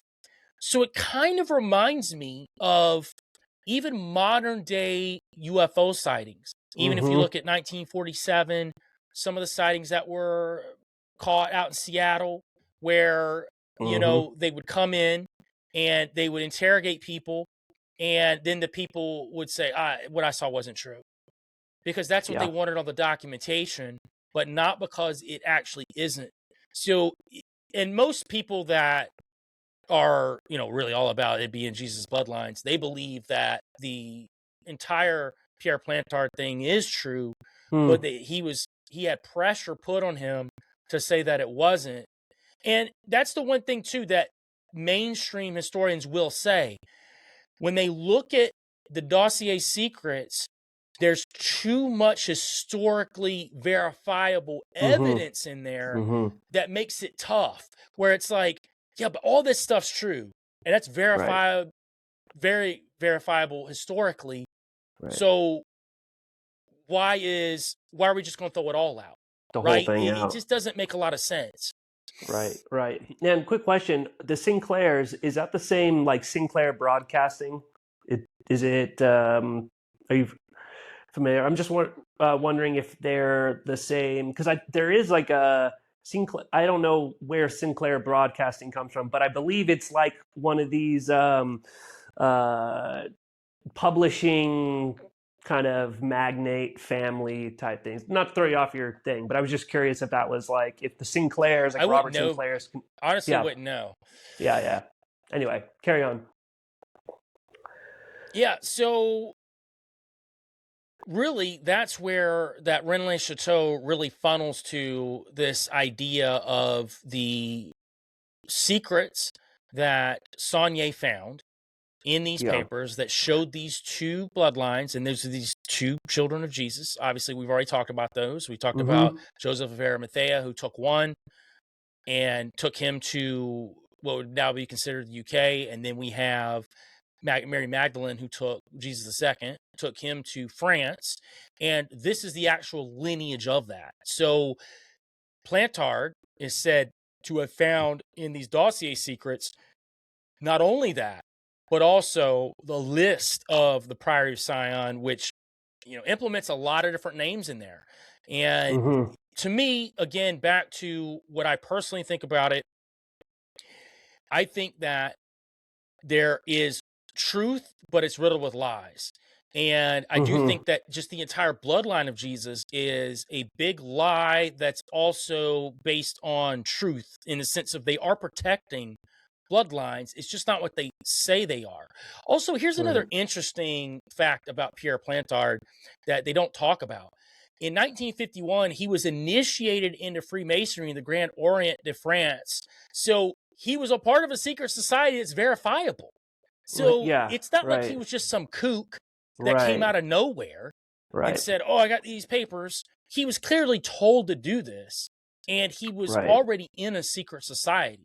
And that's something that's, again, verifiable through mainstream sources, that he was a part of a secret society. So that's go ahead. Really interesting. And I don't know if you have any notes on some of the inscriptions, but like one that I kind of remember off the top of my head at the church is, they'll have like a Latin phrase. Like there's one that essentially is like, this is the way you would interpret it correctly, or what it looks like it's trying to say is like, this is an awesome place. Like this is a terrible place, like it's a place of awe. You're in the presence of God, right? But it's not correct the way it is written in Latin. And so it translates to, this is a terrible place, and then like they have the Stations of the Cross, and apparently they're not in the correct order, like they're reversed or something like that. So I guess if you know more about some of these inscriptions, you want to go into some detail about it. But also a question I had written down was, is there a Luciferian aspect to this mystery, or is it more kind of like just an occulted Gnostic second, interpretation of the Jesus's bloodline? Do you go ahead? So to the inscriptions and all that, I haven't done a whole lot of digging into that part of it. So I would have to get back to you on that one. As far as Luciferianism, or at least something associated with that, I think absolutely. I think that the bloodlines themselves, and I'm going to get into kind of the last part of what I really think of what Rex Deus was trying to hide, what the shell game was from the beginning, and what they were really trying to do with creating these bloodlines. Is, again, no matter what side you're on, everybody's moving towards an end game, right? You've got these occultists trying to bring us to an end game. You're talking about Zionist Christians trying to bring us to the end game. I would argue that real Christianity is not trying to bring us to an end game. We just know that it's inevitable. It's just, I'm not here to sow fear. That's one thing I don't do. And I hate fear mongering. That's one thing I preach on my channel. I just absolutely can't stand it, that, I can see things that aren't right in the world, but I also have a lot of hope, because honestly, if you are connected to God and you are connected to Jesus, that's hope. That's not fear. So I think that at least for me, I have a lot of hope in life. So I don't have this feeling of doom and gloom all the time or whatever. It just doesn't exist with me in that sense. But to say that there aren't various groups trying to move us to this end game would just be disingenuous of myself to say that, because they are. And to get to the really get to the bloodlines. And we can look at a verse in the Bible because it kind of ties into what you're talking about, eschatology in 2 Thessalonians Mm-hmm. 2:4. And it's talking about the Antichrist. And he will oppose and will exalt himself over everything that is called God or his worship, so that he sets himself up in God's temple, proclaiming himself to be God.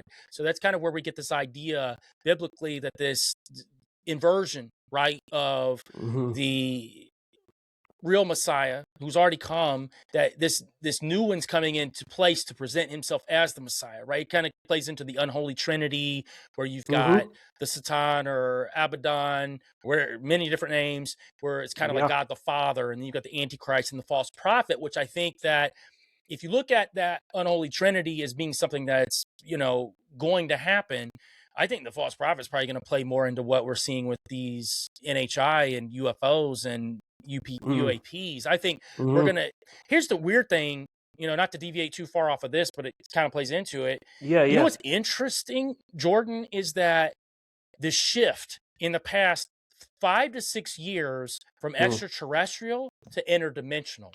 Now Yeah. it's not that they're coming from outer space, it's that they've Totally. always been here and they're moving in and out of reality. That's Right. the interesting part, because Mm-hmm. now we're in a sphere of, oh, well, there's plenty of documents and Yeah. books, Right. Libras written throughout the years about this, centuries even, that have been Right. talking about these, what they now call NHI, but demonic entities or angelic entities or whatever, right? Like there's so many different names, they're kind of all the same thing. But that's what they're presenting them as. So I would consider in this unholy trinity, that third piece would probably be something in that arena, because that would give Yeah. it this very supernatural feel to it. For sure. Yeah, well, it's interesting too that because this whole disclosure thing is, a psyop and whatever these things, these are kind of terms that are a little bit beat to death. But it's just interesting to think that like we, are presented these facts as like, hey, the government is just figuring this shit out, like just same as anybody else. Yeah, obviously we have more sensitive this and whatever, but it was, they're kind of presenting it like, yeah, we used to think they were maybe UFOs coming from Mars or something like that, and now we know that these are, maybe there's this interdimensionality, and we're having all these high ranking intelligence people and military people saying this. But I don't think that they just figured this out. I think they probably knew to some degree. I mean, Jacques Vallée was talking about this in like the 60s and 70s, and he's a Rosicrucian, and that kind of ties back into some of these secret societies and ancient wisdom schools. And so does that in your mind maybe connect the upper echelons of not necessarily just government, but like the power structures, to these esoteric and occult knowledge? You have Jack Parsons, JPL, Andre Puharich with the Nine. So where do you think that sits? Because they are still kind of presenting it as there is this sort of light side to it, but I don't know. I mean, it does seem like if you were to connect those dots, then doesn't seem like it's very on the light side. And yet you have like the Bledsoes, the Chris Bledsoe and Ryan Bledsoe, that seem like their experience has been overwhelmingly positive and is not necessarily in contradiction with Christianity, for example. So how do you kind of make sense of all of that? Because it gets a little jumbled. Yeah, and I think that's by design. I think it's supposed to be jumbled. I think right now, within the next probably few years, we're going to see a major shift when it comes to NHI and what people think about them. And I think that there are guys like Bledsoe and Greer and some of these other guys who are having these experiences that on the surface seem very good, right? Mm-hmm. It's great. I'm talking to the divine feminine. I'm talking to the lady. The lady is letting us know that this is the end game, but yet we can stop it because it's all Gnosticism. At the end of the day, it's all Gnostic traditions. And here's my thing. And you made a really good point. You said, I can't understand how it could still be good if it's all tying back to these nefarious organizations. And it is. Yeah. That's the issue. And I don't think like Bledsoe is a bad dude or anything like that, right? I don't even think Greer is. And I think that they believe that what they're experiencing is good. The problem is that these things have presented themselves as angels of light for centuries while simultaneously tricking people. So I don't think that it is a good thing at the bottom of it, right? There's too many red flags, because I've done a lot of digging into the Bledsoe stuff. There's too many red flags in all of that just lines directly up to theosophy and Freemasonic lore from old and all of that, right? The way that these entities are presenting themselves to them is very similar to many of the way that these ancient occultists look at John Dee and Edward Kelly. If you talk to them right now today, they would seem like a Greer or a Bledsoe. Because what were they doing? They were going to the desert to talk to angels, to receive Enochian language to help mankind. But we know how that all ended. And we know what they were really involved with. To me, it's the same thing.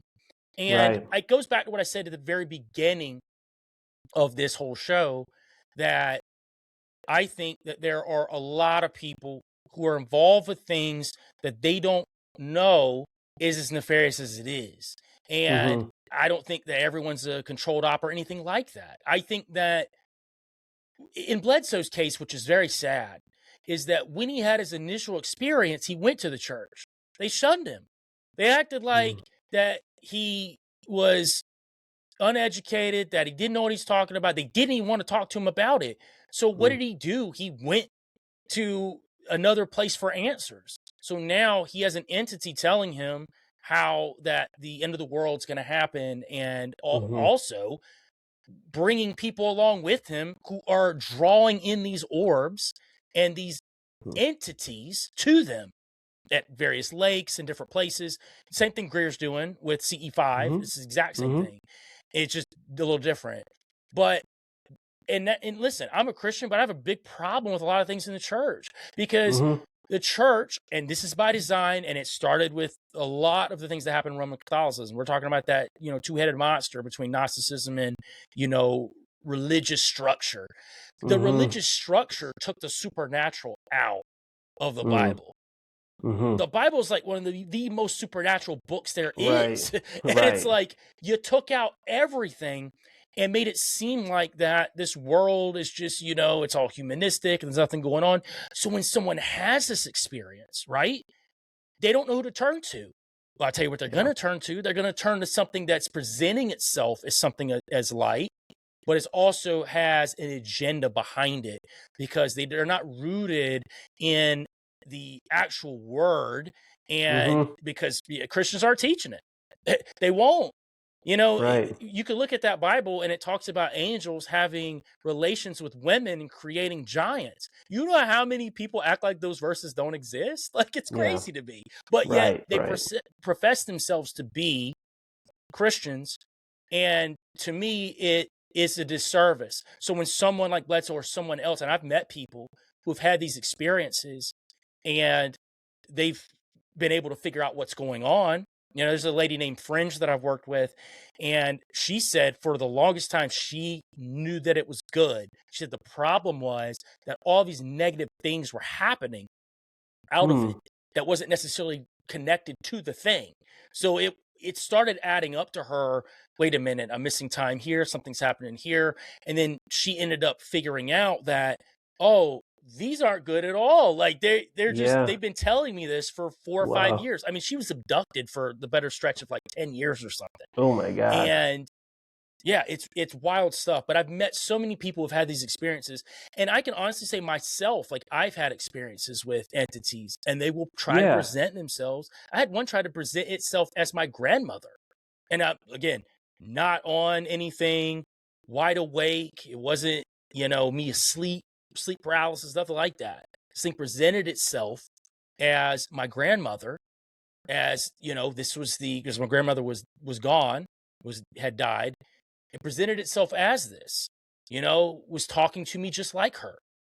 However, I was very privy to these things being negative. However, at that time, I was trying to roll with the negative. So I remember looking at this entity and I said, "That's cute. Now show yourself." And this thing what was, if you don't mind, can you go into a little bit detail about like how you got in that situation where this entity presented itself to you? Was it just sort of spontaneous, or were you doing something? So I wasn't doing anything at the time, but I had been, right? So I had been working with a guy who would be considered a shaman. He used to travel the world, and I mean, he'd go all over the place. I get weird calls from him from down in Peru or something. I just got off this mountain with these shaman up in the mountains or whatever, right? All over the place. But he had taught me a lot of things that I could do to connect to these entities. And when you start opening those doors, you've already opened the door. The thing will show up sometimes when you least expect it.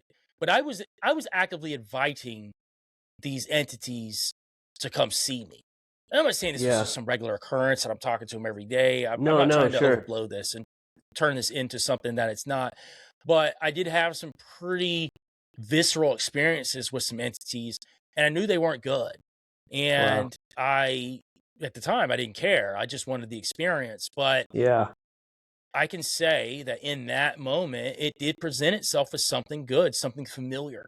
That's another reason they call them familiar spirits, because they will present themselves as something familiar.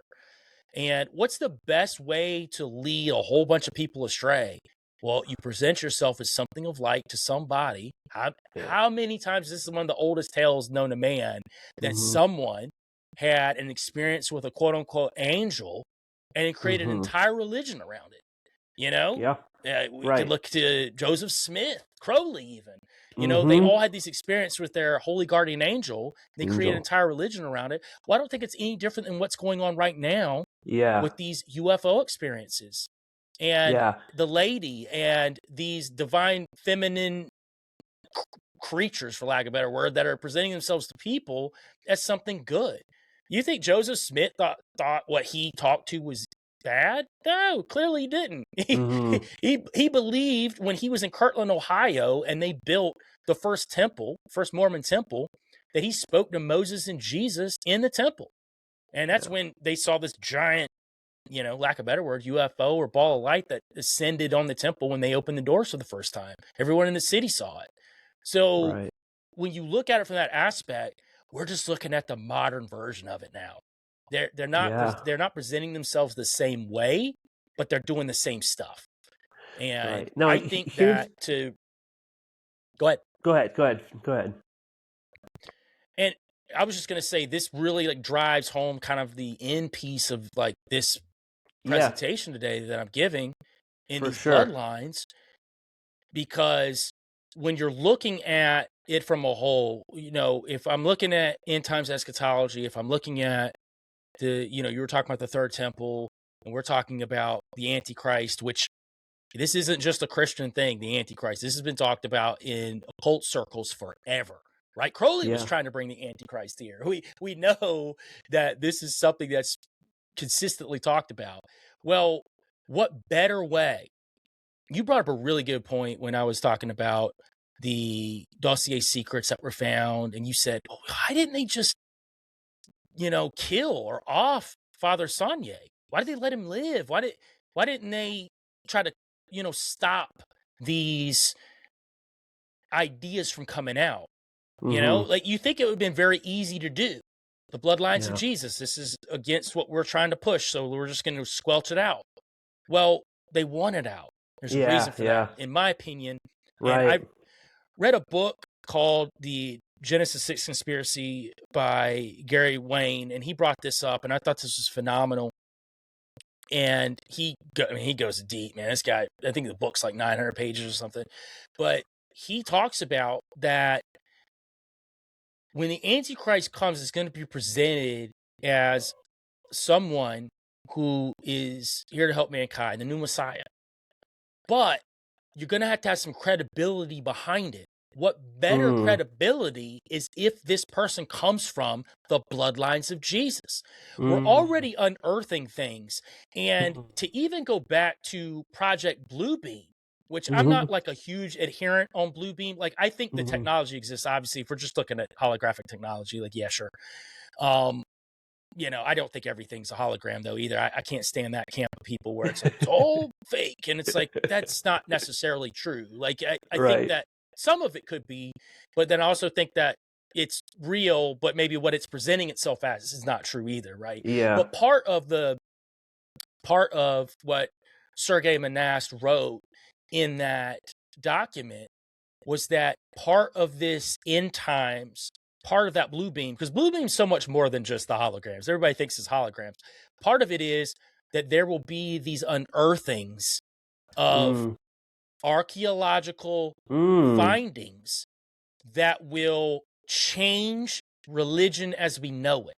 So what better way, if we're unearthing things, what's going to happen for the Vatican just to come out, or say a Gnostic group that comes out and it's like, we've got it.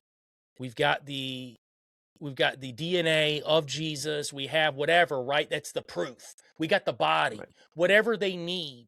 And then this guy comes forward, like, I'm of the bloodline. It kind of kept me, you know, in secret, whatever they spin. But that would be what they would present as the bloodline. But you asked earlier, like, where are we going with this? What are they really trying to hide? Well, I kind of like slipped it out a few times, but we talked about the Watchers. We talked about the Book of Enoch. We talk about this moment in time that seems to consistently happen. You know, even in 1947, we have an interaction with NHI. Then all of a sudden, technology starts ramping up out of nowhere. It's very similar to what happened in the Book of Enoch. So the Watchers come down, they broker with the men to have access to the women to create these hybrids. But part of that, they are giving man technology. They are teaching man they teach man metallurgy and astrology and how to map, you know, through the stars and all of these different things that they give them, how to make weaponry, iron, all these things. It's very similar to what's happening now, what's happened throughout the history. So these bloodlines, which after the deluge, they show back up again, these giant bloodlines, these hybrid bloodlines, in my opinion, from all the research I've done, that's the real secret. The real secret is these Nephilim Watcher bloodlines that are hiding behind the scene, that they're going to masquerade as something of light. Again, presenting itself as something of light, but while simultaneously being something negative.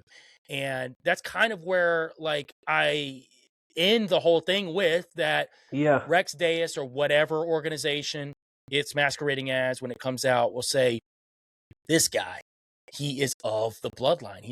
It fits. Check this out. The Zionist narrative too. Here's the guy. He's us. He's from David.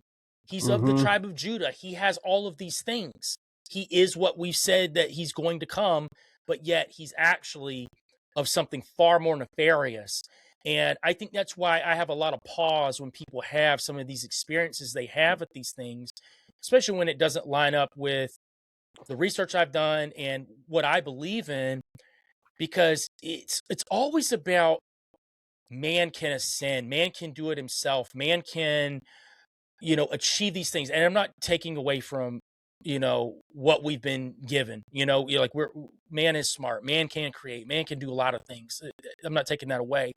But for me being a Christian and understanding that connection that I have with the true Yeshua and like what he did for us, that was self-sacrifice. So like the self-sacrifice that he gave to me is also like a self-sacrifice you give back. It's not, I'm trying to get out of hell or all these things. It's Mm-hmm. really just a pure love that you have. So to me, Yeah. that's what the enemy's always trying to attack, is the love that we should have. It goes right back to what I said at the beginning: connection to your neighbor, connection to people, Right. that Right. thing that we should be exhibiting. And I think that what's coming down the pipe is not that. And you made a really good point, earlier, where you said, yeah, it sounds good, but yet somehow it's always connected to some secret society or something else. Yeah. And why is it always a secret? Why is it always something esoteric that they can't tell us?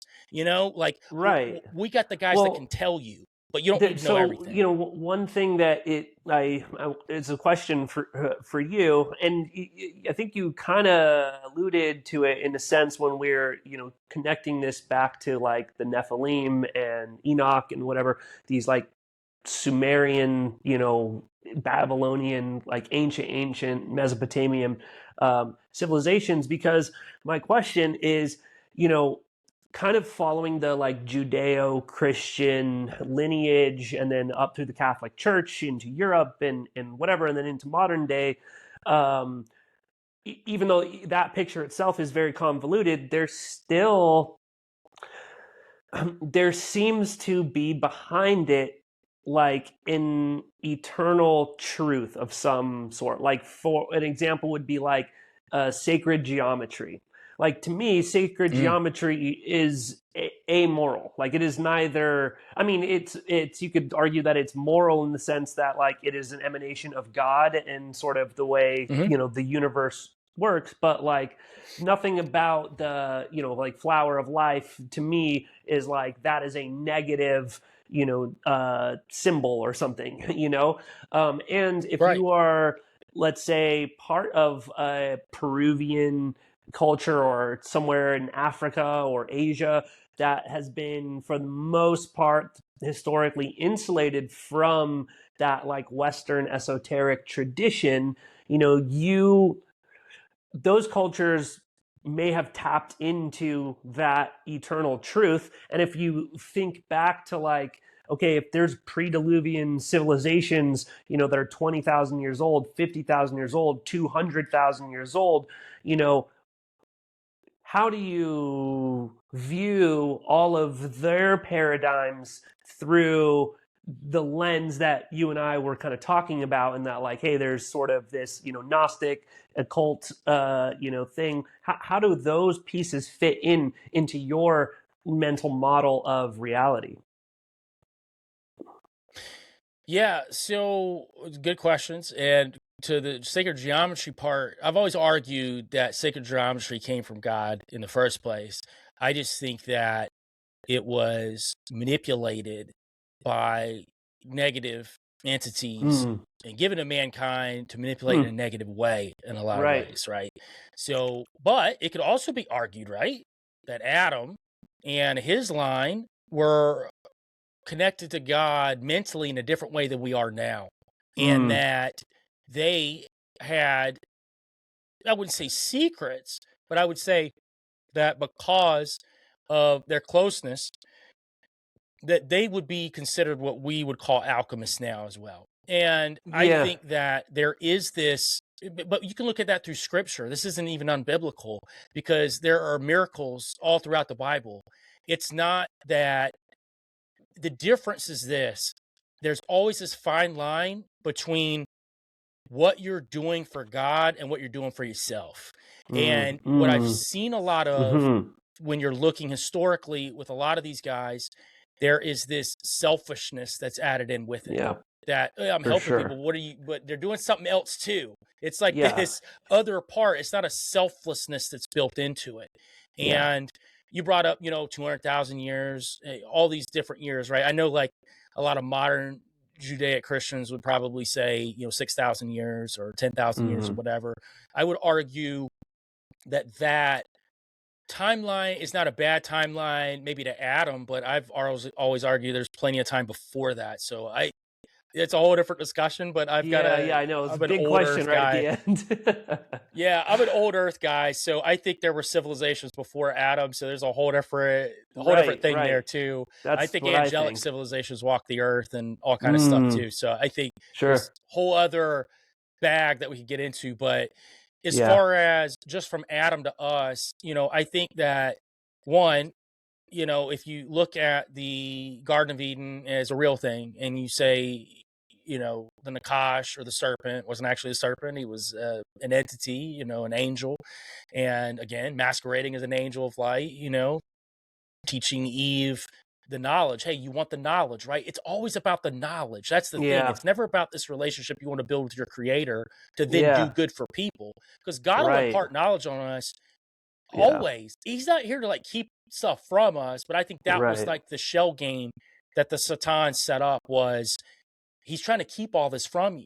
Like, Yeah. I'm here to give you the stuff he's not. But yet what Right. happened? Got everybody in trouble. And it's been like just, replicated throughout history, even to Right. now, and by well-meaning good people Yeah. saying that too. Like, not everybody is up to some nefarious thing that's doing things that are nefarious.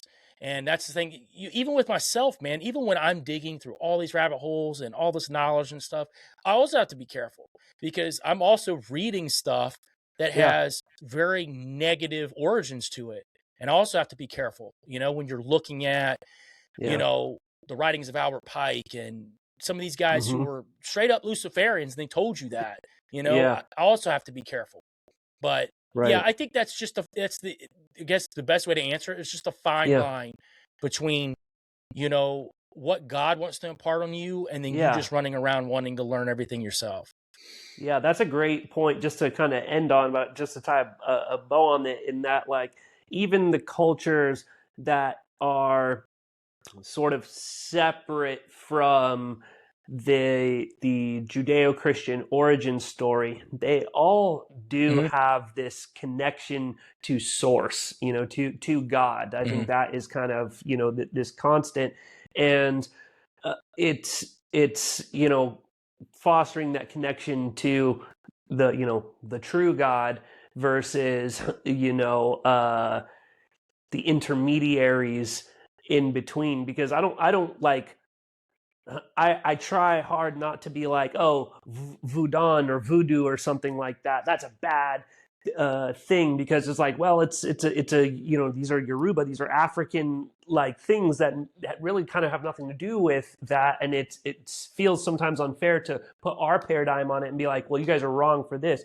But to what you're just saying, within those cultures, there's probably connection to true source, and then there is this sort of polytheistic, like, oh, if you want this, you go to this deity and you give him an offering, and then you get Hmm. this. And so it's like the human brain quickly goes like, oh, well, me, what can I do to better myself and my situation and whatnot. And so now you're kind of doing the same shit that John Dee or Aleister Crowley or any of these other things we're doing, and it's like a parallel to the Western uh, you know, esoteric paradigm versus there. But what you said about community, connection, love, that being like the truth at behind all of these things, that does seem like it is the pure light. But wow, that was a lot to digest. We did it in 2 hours, 2:02. Joel, my man, I'm going to be sending you a bag of Wind and Sea mushroom coffee. We also do CBD coffee. I don't know, whatever your bag is. But I'll send you a thank you. And if you guys want to support the Mind Body Mushroom, please check out windandseacoffee.com. Purchase a bag, start a subscription, do whatever you're going to do. If you support my business, then we can do fun things like this, and I don't have to run ads and anything like that. So, Joel, before we part, you want to let everyone know kind of where to find you? You mentioned some things you're working on up front, but anything else that, you want to say as we're signing off? Yeah, you can find me at Free the Rabbits, pretty much on any platform. You just type in Free the Rabbits. I'm there. YouTube is probably one of the best places if you want to get the visuals, because I put up a lot of visuals of the stuff I'm talking about, so you can see, I'm not just making it up. So I try to do that as much as possible so people can have at least sources. Somebody hit me up a couple weeks ago and was like, I like your stuff because you always got receipts. I'm like, I try to get as much as I can for people so they can show other people and say, well, look, it's the document, it's right here. So you can check me out there. If you want to check out my music or anything else, the films that I'm in, you can go to Linktree/Joel Thomas Media. And I'm in a lot of documentaries that I've done over the past 3 years. And we've got a new docuseries coming out this year. It's a 4-part docuseries, and it is wild. And Isaac's a huge part of that. Sweet. And we've also got another documentary coming out next year that we've shot. We went and hunted down the Beast of Bray Road again. So we went there where that happened, had some wild stuff happen there. So yeah, I'm also boots on the ground looking for this wild stuff in the woods too. So it's not just cool. Sitting behind a screen doing research. I kind of do both. So in a lot of stuff, I stay pretty busy. Yeah, dude, that's awesome. I didn't even know about your documentaries. I got to check out some of those. So go to the Linktree. That's kind of the best way of Linktree. Yeah, you go to the Linktree. /Joel Thomas. Yep, you'll get everything there. If you're just looking for the films, go to merkelfilms.com. You can catch the films there. We got a new one that came up about 3 months ago with this place called The Meadow, and there's some wild stuff that goes on in this place. So it's pretty wild too. But yeah, I've got my hands on a lot of different things, try to stay busy, and yeah, that's where you can get it all. Sweet. Well, Joel, this was awesome, man. This was a wealth of knowledge. I hope that my audience is ready for it. But it was great, dude. I had so much fun.